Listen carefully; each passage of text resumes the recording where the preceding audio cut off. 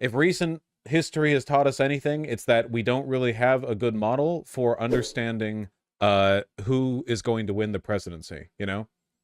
When it comes to statistical analysis, you know, predicting the future based on the information that we have now, almost as important as the information that you obtain, the polling, is the model you put the polling through. You know, it's not like A plus B equals C kind of deal. You know, you need a model to interpret the polling data that you're getting. And what's more, the polling data that you're getting also has its own biases. I've talked about this on stream before, but oftentimes when you see polls online, the methodology of the polling is just awful.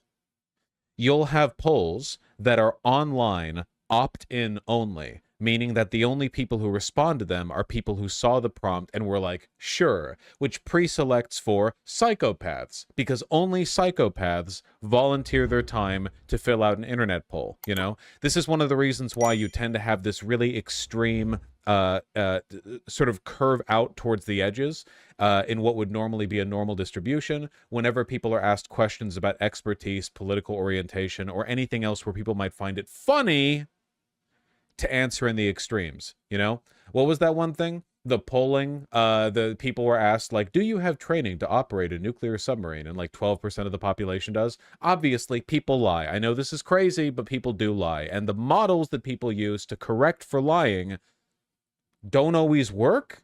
Like, you can try, don't get me wrong, but it's not magic, you know? Polling doesn't seem to be that reliable for the presidential because it's just too big a game, you know?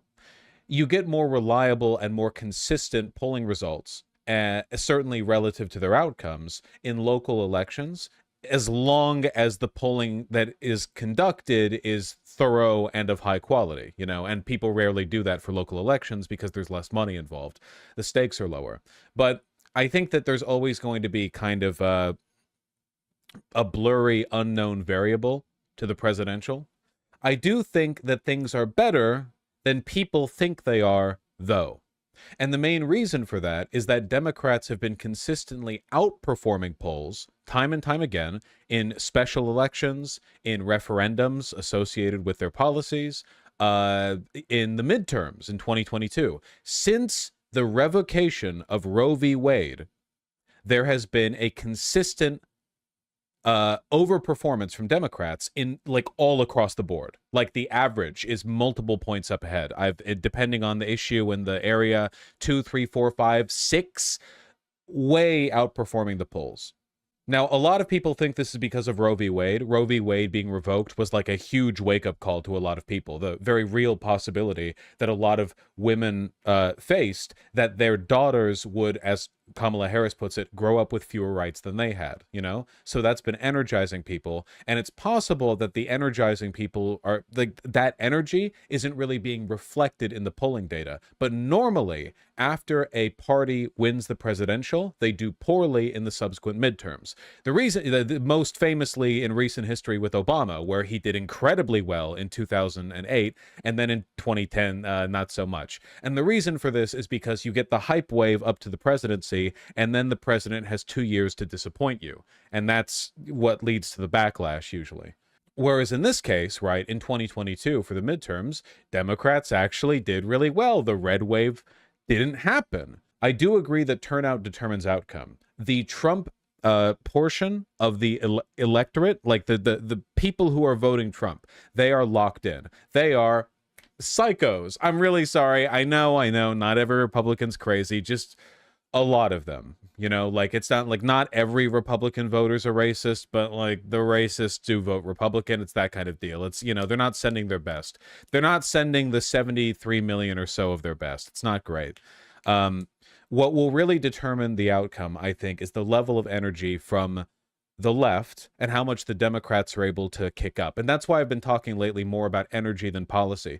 The average American is dumb as a rock. They don't know what policy is. They wouldn't know one if it kicked them in the ass. They have no idea what policies are, how they work. They have no clue.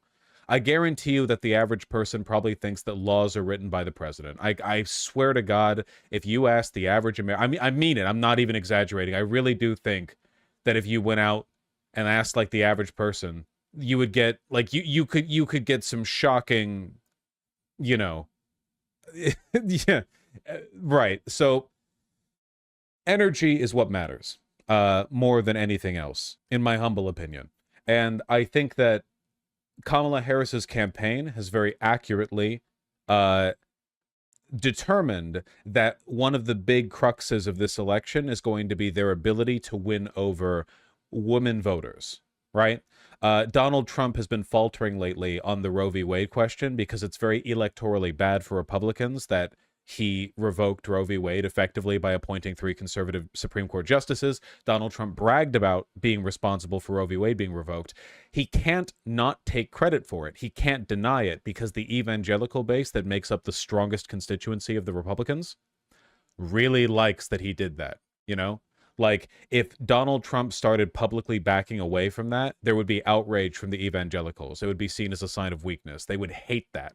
And that is the strongest base within the Republicans. They have a lot of money and a lot of power. So he can't walk away from this very politically unpopular thing that he did. So what he's been doing lately is pretending that actually everyone really liked that he got rid of Roe v. Wade. That's been his line. He's repeated it like half a dozen times. Everyone, Democrats, Republicans, young, old, men, women, white, black, they all wanted Roe v. Wade revoked, so abortion was turned back to the states. That's what he's been saying. And nobody's buying it. You know, I don't think that's going to be effective at all. Nobody who was angry at him for facilitating the revocation of Roe v. Wade is going to be fooled by that, at least hopefully not. I don't think anyone believes that. I just think it's the first thing that pops into his mind, you know? Oh, Benjamin, thank you. Good link. Yeah. What the election results would look like if Gen Z voted at the same rate as the 65 plus demographic. It really is about energy more so than it is the, you know, the actual like swaying voters. It'd be over, you know? If you got this, that would be that. If enough young people voted, that would be Texas and Florida. Texas and Florida both have a lot of young people. Florida is known as kind of like a retirement hotspot, but at the same time, a lot of young people moved in for the, you know, booming tech and so on. A lot of people have moved into Florida lately. So, and Texas, likewise with the tech industry. So, you know, there's an even crazier map in that thread. You mean this one? The election if only voters 18 to 29 casted a ballot? Ah, you mean the good timeline. We don't quite get Wyoming, Idaho, West Virginia, and what have you, but you know... Yeah, Kowalski, you bring up a good point. The sway of independence is way more powerful than a lot of people give it credit for, not because a ton of independents necessarily turn out, but because the interest of independence is usually a good barometer for interest overall. You know what I mean? If the independents sway disproportionately one way or another, and right now they're swaying towards Kamala Harris. If they sway one way or the other, it's usually an indication that you've been able to like sweep up more interest than you would expect because you're catching that many people who care so little that they are independents, you know?